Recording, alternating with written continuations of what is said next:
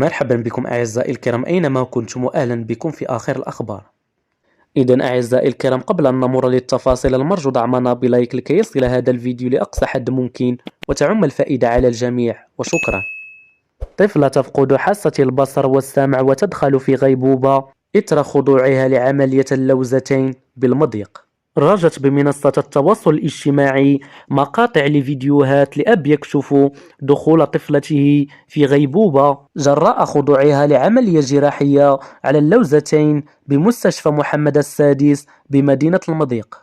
وفي هذا الصدد أكد أبو الطفلة أن طفلته ذو 8 سنوات لم تعاني قط من أي أمراض، كما أنها كانت في صحة جيدة قبل قيامها بالعملية السالف ذكرها. وحمل المتحدث ذاته المسؤولية الكاملة للأطباء الذين أجروا العملية لطفلته بمستشفى محمد السادس بالمضيق. وفيما قال والد الطفل عن حالتها الصحية أنها لا زالت بغرفة الإنعاش، مشيرا أنه يتوفر على تقارير طبية من المستشفى الإقليمي ثانية الرمل، والتي تكشف أنها فقدت حاسة السمع والبصر عقب خضوعها لعملية جراحية.